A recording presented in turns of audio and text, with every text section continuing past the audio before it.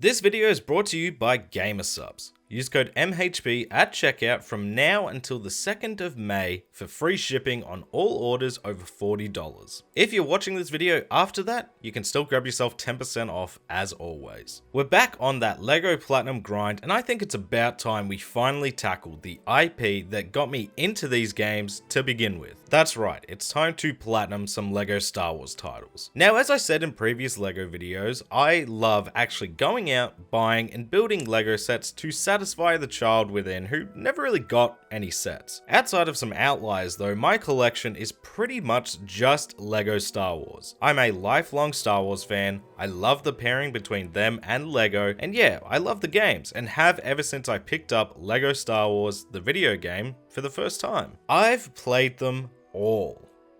Well, except for one. For whatever reason, I never played LEGO Star Wars 3, The Clone Wars, and I don't know why, as I enjoyed the film and the series this game is based on. So I figured since at this point it's tradition I play some Star Wars games for May, I know, I'm a little early, why not try and challenge myself this year? Can I platinum all 3 LEGO Star Wars games, that's all that have platinum trophies, so complete saga, before the end of May? This way I get both my LEGO and Star Wars fix, and also can completely cross out a category of LEGO games I want to platinum. So, of course, if I'm going to start from anywhere, it's going to be the only game still stuck on the PS3. As always, if you do end up enjoying the content, be sure to like the video, comment below some more platinums you'd like to see me tackle next, subscribe so you don't miss out on future videos, and go over to twitch.tv/MayorHairBear if you want to see some of these platinum journeys live. Now, this is my 4th LEGO Platinum journey at this point, so I figured I had this whole thing nailed down. Until I saw the guide over on PSN Profiles. Apparently, LEGO Star Wars The Clone Wars ranks at a 5 out of 10 in terms of difficulty, requires the usual 2 playthroughs, and takes roughly 30 hours to complete. Oh, and apparently has a ton of missable trophies. If you're like me, this is a red flag all over, as LEGO games are usually pretty chill experiences. 2 out of 10 difficulty, no missable trophies types of affairs. But as I said, I'd never played the game before, so I had no clue what I was getting into, and yeah, I'll rip the band-aid off. These numbers simply don't add up. There's nothing missable, there's nothing all that difficult. This is a pretty standard LEGO Platinum experience with some unique modes that I'll touch on later. Anyway, guide and brief panic aside, we dusted off the PS3 once more, booted the game up, and away we went. Step 1, as always, was to simply beat the story mode. There's 49 trophies in the Clone Wars, and for completing the story that begins with the battle for Geonosis, and then goes on to follow the Clone Wars film and episodes from the first 2 seasons of the show, as we hunt down Count Dooku, Ventress, and General Grievous, we're guaranteed to unlock 19 trophies, not including the 3 bonus levels, which I'll get to shortly.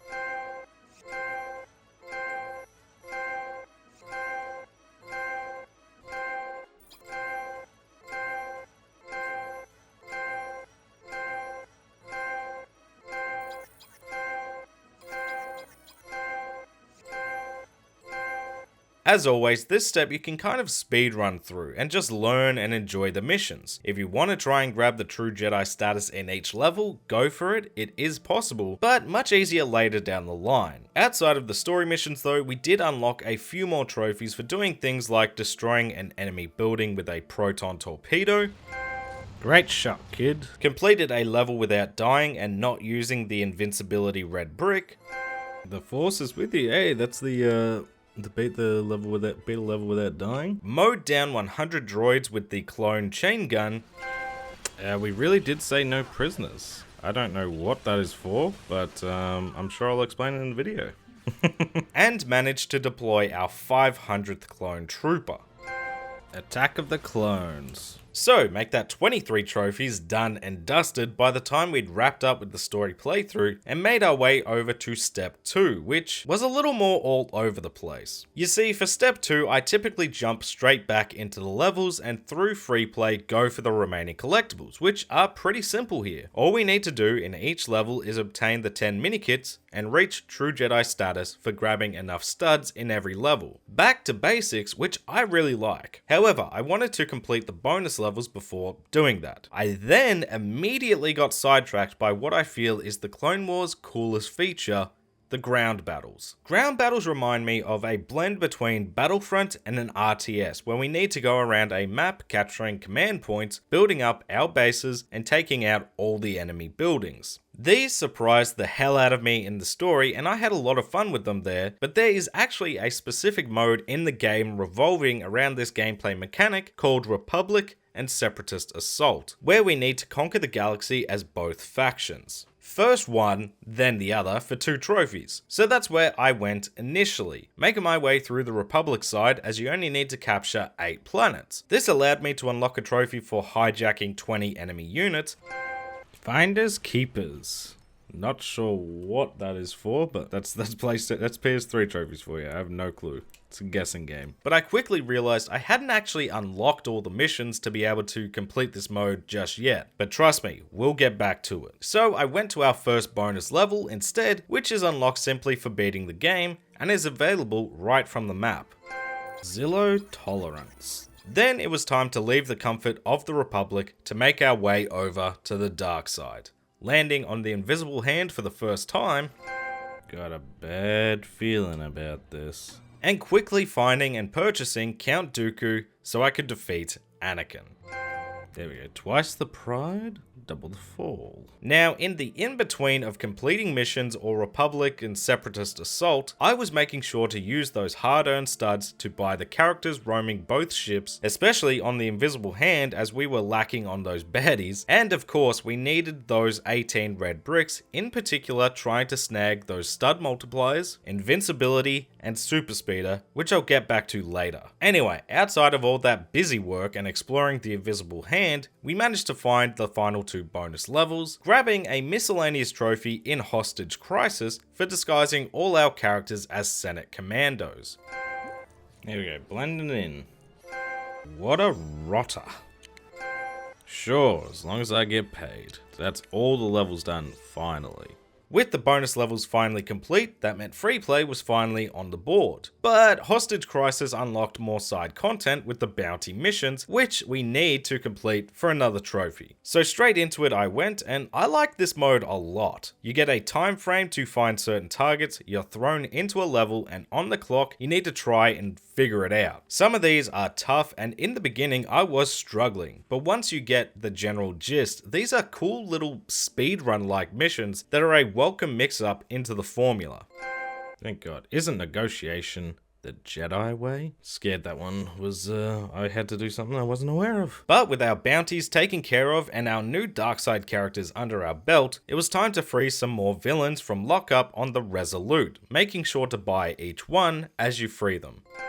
The dark side I sense in you. After that, we went back to the ground assault because I'd finally unlocked all planets through completing the bonus levels and freeing those prisoners. So what does it take to, well, take over the galaxy as both the Republic and the Separatist? Well, the easiest way to go about this is to complete the Republic side first. That way, we just need to win 8 battles to snag the trophy, and at this point, I just had those final 2 planets. Simple enough, even managing to finally get Yoda to take down 5 enemies with a single saber throw. Saberang, there we go. Admiral of the Fleet.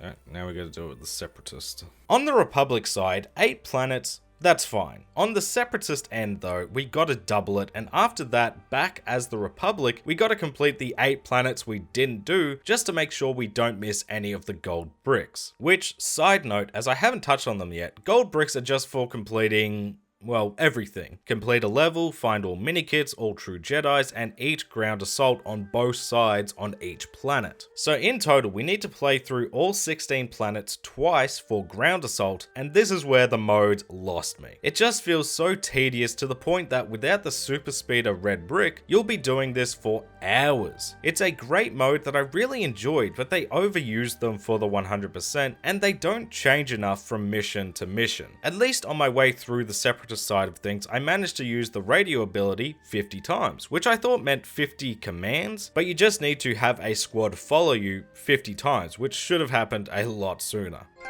Oh, cool, field commander. I needed one more for that. Take that. Viceroy of the Fleet. After that headache, I needed some quick and easy trophies to soothe the soul. So in goes the second controller, loading into the arcade battles, and with the second remote, destroying their own base for a quick and easy win. Do that 3 times, and boom. There we go, they'll never see us coming. That one was nice and easy for us. Then going out into space and performing 5 of each trick in a ship, and there goes another one. There we go. It ain't like dust and crops, boy. I finally managed to buy all the droid characters. Clanker Collector. Oh, that was the last droid I needed. That was an accident. Busy working on the damn red bricks. Collected the final red brick. Cheat! And with those stud multipliers, went to the remaining levels that were missing a true Jedi check, loaded in, and within a few seconds had enough studs to tick them off the list. Jedi Master, there we go, let's go. And it was from this point I went back to the story missions in free play to find all 220 minikit pieces. I did have some miscellaneous trophies to keep an eye out for, like using the Force on a super battle droid to take out 50 other droids, which for some reason in certain missions these fools do not lock on to nobody. Uh-oh, is that it? Oh my god. Yes, let's go. Thank goodness. That one is a pain. That's a deceptively pain in the ass one, especially when they don't lock on. And somehow only just overheated and destroyed 50 gold items. There we go.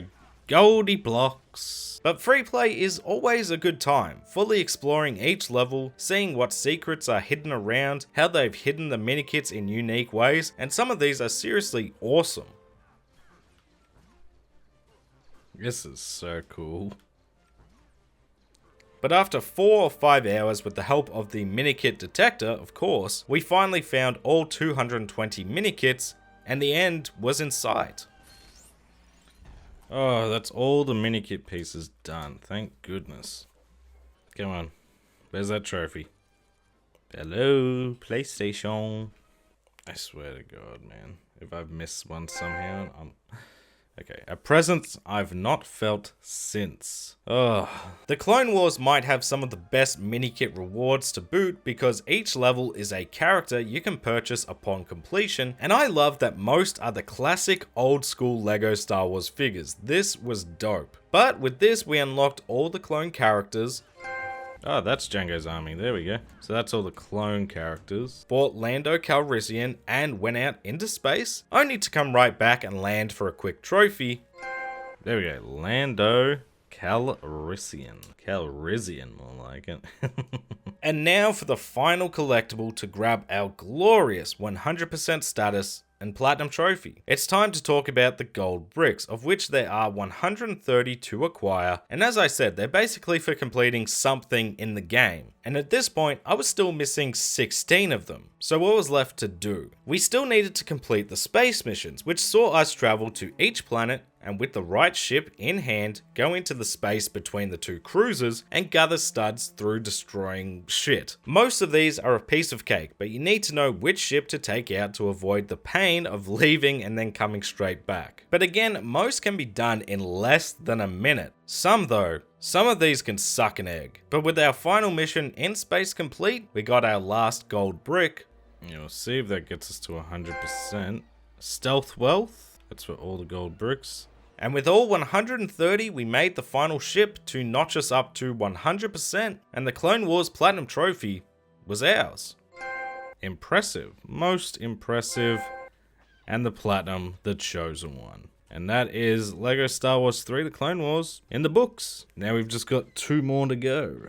So, after 24 hours in total, 6 hours better than the guide, I am just in the elite of the elite at this point. What did I think of LEGO Star Wars 3 The Clone Wars Platinum and the game in general? Let me talk about the game real quick, because as someone who had never touched the game before now, I am so glad I played this game. It adds unique modes, the story was actually unique, not focusing on just the movies for once. The collectibles are actually worth collecting, and there's so much content here that just feels fresh for LEGO Star Wars, and I loved it. Now the Platinum is pretty good as well, but what really lets it down is how much tedium is involved in those ground assault missions. Again, the mode I actually think is awesome and a fresh spin, especially level wise in the story that breaks up the standard formula. But doing it 32 times just with a different coat of paint, yeah, that ain't it. Outside of that though, and some finicky space controls, I had a lot of fun with this Platinum, and I'd love to see another LEGO entry in the Clone Wars, especially now that the series is complete. Like a Skywalker Saga-esque game, but taking us through the highlights of all the seasons. But for now, that's one down, two more to go, so make sure to stay tuned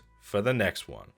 Thank you all so much for watching. If you made it this far into the video, make sure to leave a comment with a simple hello there to let me know that you made it to the end. If you did enjoy the video, don't forget to leave it a like because it helps let me know that you enjoyed yourself. Comment below some more games that you want to see get Platinum next, as well as your personal favorite LEGO Star Wars game and Platinum trophy. Thank you to all my channel members for that extra level of support, and special thanks to those in the Bear Club: G&T Papi, Jackie White, Nugget, Dark Wolf, Daniel Fitzgerald, Scott Unwin, Steel Vanguard, NPO Crusader, Zafado, Nef, Marcel, and Moon. It really does mean a lot to me. If you're new to the channel, make sure to subscribe, go give my socials a follow if you fancy at MayorHairBear, join the Discord server to have a chat, go and chuck me a follow on Twitch if you want to see some of these Platinum journeys live, or MayorHairBear VODs if those pesky time zones don't line up for you, and I'll catch you all in the next video.